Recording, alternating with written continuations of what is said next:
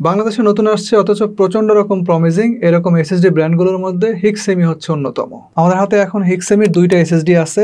এরা M.2 PCIe Gen 3x4 NVMe SSD, একটা 512 GB আর একটা হচ্ছে একই স্ট্যাটাসের 128 জিবি। বেশ কয়েকভাবে এদেরকে টেস্ট করে আপনাদেরকে দেখাই দিব আজকের ভিডিওর মাধ্যমে এবং বলার চেষ্টা করব যে কোনটা আসলে কোথায় আপনারা ব্যবহার করতে পারবেন। বাজেট হিসাবে এই এসএসডি গুলোর কোয়ালিটি কিরকম এবং মার্কেটে আসলে এদের অবস্থানটা কোথায়, এই সমস্ত বিষয়গুলো আজকের ভিডিওতে ব্যাখ্যা করা হবে। সঙ্গে আছে মাজহারুল ইসলাম এবং আমার সঙ্গে আছে হিক্সেমির দুইটা এসএসডি এবং আপনারা দেখছেন টিএসপি। এসএসডি গুলোকে আমরা এরকম রিটেল ব্লিস্টার প্যাকেজে পেয়েছি। এগুলোকে আবার ক্যাটাগরি অনুসারে রিব্র্যান্ড করা হয়েছে ওয়েব এবং ওয়েব প্রো। ওয়েব প্রো যে সিরিজটা আছে এটার স্টোরেজ ক্যাপাসিটি 256 জিবি থেকে 2 টেরাবাইট পর্যন্ত হয়, আর শুধু ওয়েব যেটা এটা 128 জিবি থেকে 1 টিবি পর্যন্ত হয়। আপনারা যদি তাদের ওয়েবসাইটে আসেন এখানে বিভিন্ন ধরনের এসএসডির বিশাল লিস্ট দেখতে পাবেন। তার মধ্যে এরা হচ্ছে এক্স্যাক্টলি এই দুইটা গ্রুপের এসএসডি। M.2 PCIe NVMe যার ক্যাপাসিটি হচ্ছে 512 জিবি, এটার মডেল হচ্ছে ওয়েব প্রো, ব্র্যাকেটে আবার একটা পি আছে। M.2 PCIe NVMe যার ক্যাপাসিটি 128 জিবি, এটার মডেল হচ্ছে ওয়েব এবং ব্র্যাকেটে দেখেন এইটারও একটা পি আছে। আমাদের কাছে যে ওয়েব প্রো 512 এসএসডিটা আছে এর ম্যাক্সিমাম সিকোয়েন্সিয়াল রিড স্পিড হচ্ছে 3500 MBps এবং right speed 1800 MBps। Max random 4K read IOPS 200K এবং max random 4K right IOPS 155K। TBW অর্থাৎ টেরাবাইট রিটার্নের সক্ষমতা আছে 224 টেরাবাইট পর্যন্ত এবং এখানে স্টোরেজ মিডিয়াম ব্যবহার করা হয়েছে 3D TLC। আর ওয়েব যেটা 128 জিবি, এখানে maximum sequential read write speed আপনারা পাবেন যথাক্রমে 1200 MBps এবং 950 MBps। আর ম্যাক্স র্যান্ডম 4K IOPS এটা রিড এবং রাইট স্পিড আপনারা পাবেন যথাক্রমে 55K এবং 180K।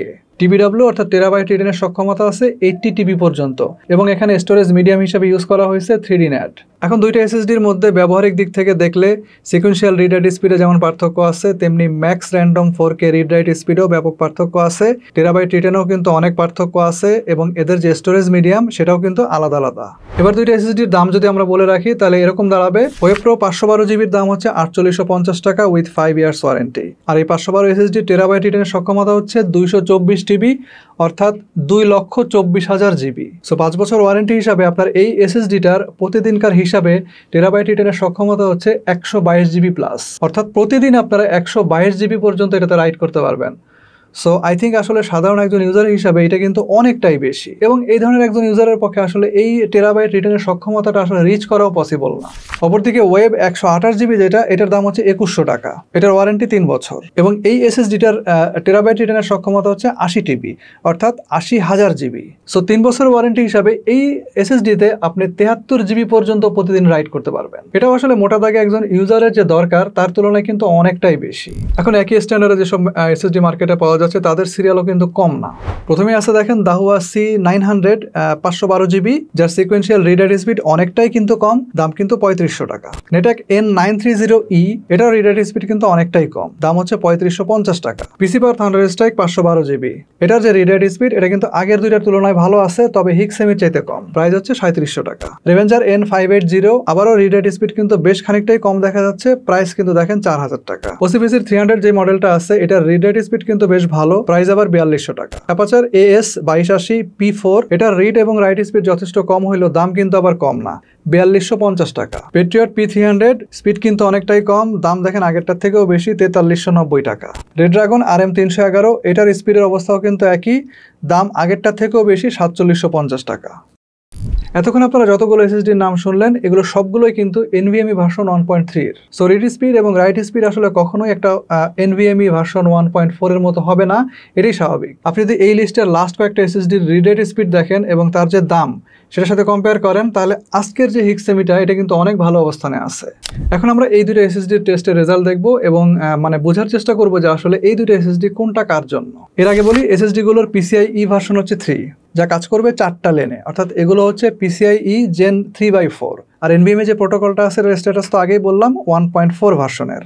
আপনার ডেস্কটপ অথবা ল্যাপটপের মাদারবোর্ডে যদি এই ধরনের নচ বিশিষ্ট এক নচ বিশিষ্ট PCIe স্লট থাকে কেবলমাত্র তখনই আপনি এই দুটো এসএসডি ইউজ করতে পারবেন। তবে তার আগে শিওর হয়ে নেবেন যে আপনার ওই যে এক নচ বিশিষ্ট যে স্লটটা আছে ওইটা হচ্ছে PCIe Gen 3x4 এর এবং আপনার মাদারবোর্ডে NVMe প্রোটোকলটা আছে। এখন আপনার মাদারবোর্ডে যদি এর থেকেও হায়ার স্ট্যান্ডার্ডের PCI স্লট থাকে, অর্থাৎ ধরেন যে Gen 4x4, এবং আপনি যদি এই এসএসডি পারচেস করে নিয়ে আসেন তাহলে কিন্তু আপনার অপরচুনিটি লস হবে, অর্থাৎ আপনি আপনার পোটেনশিয়াল অনুসারে কিন্তু এসএসডি ইউজ করতে পারলেন না, স্পিড পাবেন না। এনিওয়ে, এই ওয়েব প্রো 512 জিবি যে এসএসডিটা আছে এটাতে ব্যবহার করা হয়েছে মেক্সিও টেকনোলজির MAP 1202C F1C মডেলের কন্ট্রোলার, যার ম্যাক্সিমাম সিকোয়েন্সিয়াল রিড রাইট দেওয়ার ক্ষমতা আছে যথাক্রমে 3500 মেগাবাইটস পার সেকেন্ড এবং 3200 মেগাবাইটস পার সেকেন্ড, অর্থাৎ ফুল ক্যাপাসিটির চিপসেট এখানে ব্যবহার করা আছে। আর এই কন্ট্রোলারটা কিন্তু ট্রিম সাপোর্টেড, তবে ডিরামলেস। এবং এই যে মেক্সিও এসএসডি কন্ট্রোলারটা আছে এটা কিন্তু কনজিউমার এবং ইন্ডাস্ট্রিয়াল লেভেলে বেশ হাই পারফর্মিং এবং কস্ট ইফেক্টিভ সলিউশন হিসেবে সমাদৃত। ওয়েব 128 জিবি যে মডেলটা, এখানেও কিন্তু সেম কন্ট্রোলার ব্যবহার করা হয়েছে, তবে দুইটার মধ্যে যে মেমোরি চিপ ব্যবহার করা হয়েছে এই দুটো কিন্তু আলাদা। কোন এসএসডিতে কোন মডেল এবং কোন সিরিয়ালের মেমোরি চিপ ব্যবহার করা হয়েছে সেগুলো স্ক্রিনে আমরা দিয়ে দিচ্ছি। এবার আমরা এই দুটো এসএসডির মধ্যে থেকে web pro M.2 PCIe NVMe এসএসডিটার উইন্ডোজ বুট টাইম টেস্ট করব। আমরা যে পিসি দ্বারা এটা টেস্ট করছি তার কনফিগারেশন স্ক্রিনে দেওয়া থাকলো। মোটামুটি 5 সেকেন্ডের মধ্যে আমাদের পিসির বুট টাইমটা কিন্তু কমপ্লিট হয়েছে। দেন ইনসাইড ডিস্কের রেজাল্ট দেখাবো। রিড রাইট স্পিড দেখেন যথাক্রমে 2788 MBPS এবং 2370 MBPS। এখন এই যে রেজাল্ট এখানে পাওয়া গেল, তারা যে রিড স্পিডটা ক্লেম করছে তার থেকে কিন্তু বেশ খানিকটা কম আছে। তার সত্ত্বেও আবার রাইট স্পিডটা দেখেন অনেকটাই বেশি। Average read time with sequential writes, এটার যে টাইমিংটা এটা হচ্ছে আপনার 0.069 ms, আর average read time with random writes এটা হচ্ছে 0.080 ms, ম্যাক্সিমাম ল্যাটেন্সি 0.27 ms। এবার সিনথেটিক বেঞ্চমার্কে ক্রিস্টাল ডিস্ক মার্ক 8 টেস্টের রেজাল্ট। 5 টাইমস ফাইল সাইজ দিয়ে 8 GB হিসাবে সিকোয়েন্সিয়াল রিড স্পিড 3075 MBPS, যা ক্লেম করা স্পিডের তুলনায় 425 MBPS কম। আর রাইট স্পিড 1864 MBPS, যা তাদের ক্লেম করা রাইট স্পিডের তুলনায় 64 MBPS বেশি। অবশ্যই এই যে রিড রাইট স্পিডটা এখানে পাইছি, এটা যদি আরো বড় সাইজের ফাইল দিয়ে আমরা টেস্ট করতাম, অর্থাৎ ধরেন যে 8 জিবির বদলে আমরা 64 GB দিলাম, তাহলে কিন্তু অনেকটাই কমে আসতো। Now real life data transfer rate.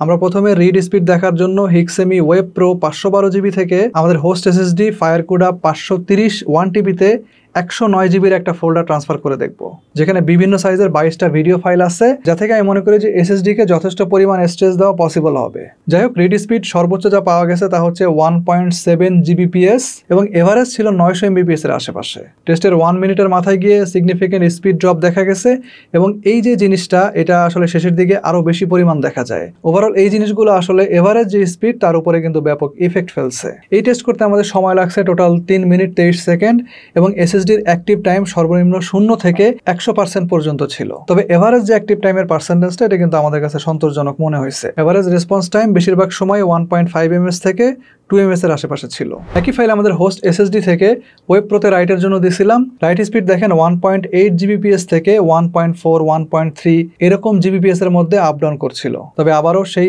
একই 1 মিনিটের মাথায় গিয়ে স্পিড ড্রপ করছে এবং এরকমই একটা অবস্থায় সেটা 200 মেগাবাইটস পার সেকেন্ড স্পিডে ট্রান্সফার সম্পূর্ণ করছে।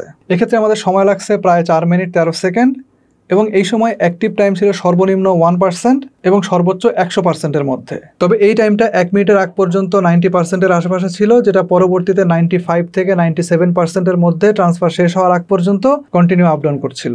রেসপন্স টাইমটা কম বেশি 900 থেকে 980 ms এর মধ্যেই ওঠানামা করছিল। সো প্র্যাকটিক্যালি আমরা এই এসএসডির ক্ষেত্রে যে জিনিসটা অবজার্ভ করলাম সেটা হচ্ছে আপনার ক্লাস্টার সাইজের যে ফাইলগুলো আছে, অর্থাৎ অনেকগুলো ফাইল থাকবে একটা ফোল্ডারের মধ্যে, এরকম যদি অবস্থা হয় তাহলে যে অবস্থা হয়েছে এরকমটাই কিন্তু সাধারণত হয়। সো এই এসএসডিটা এই ক্ষেত্রে কিন্তু খুব বেশি এক্সট্রাঅর্ডিনারি কোনো কিছু দেখাইতে পারলো না। শেষের দিকে এসে স্পিড ড্রপ করলো এবং অ্যাক্টিভ টাইমের যে পার্সেন্টেজটা সেটা কিন্তু বৃদ্ধি পাইলো। ডিরাম থাকলে বা আস্ত ফাইল কপি দিলে অথবা অর্ধেক সাইজের যদি ফাইল কপি দিতাম, অর্থাৎ ধরেন যে 109 জিবি দিছি, তো এখানে যদি আমরা 50 জিবির ফাইল দিতাম তাহলে হয়তোবা এই অবস্থাটার বেশ খানিকটা উন্নতিই দেখা যেত। তাই দাম এবং একই দামে প্রাপ্ত একই স্ট্যান্ডার্ড অন্য যেসব এসএসডি গুলো আছে তাদের যে রিড রাইট স্পিড এবং সেখানকার যে NVMe ভার্সন 1.3 আর এটার হচ্ছে 1.4, এই সব জিনিস যদি আপনি কম্পেয়ার করেন তাহলে হিক্সেমি কিন্তু মার্কেটে বেশ ভালো এবং সেফ অবস্থানে আছে। বাকি বিবেচনা আপনাদের হাতে, ইউ আর ইন্টেলিজেন্ট এনাফ। এবার বলি সার্ভিসটার কি অবস্থা। আপনারা দেখবেন যে এসএসডি গুলোর যে প্যাকেট তার উপরে কিন্তু এক্সেল টেকনোলজিসের স্টিকার লাগানো আছে। সো ওয়ারেন্টি খুব সম্ভবত তারা প্রোভাইড করবে।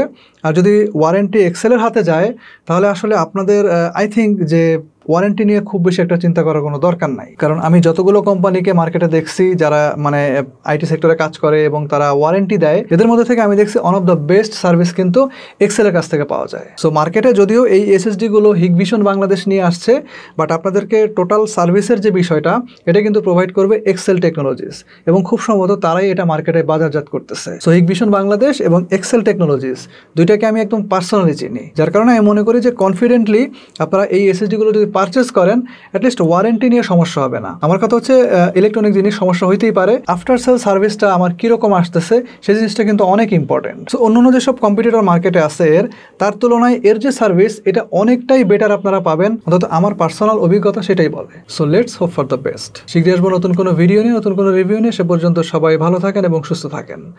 আল্লাহ হাফেজ।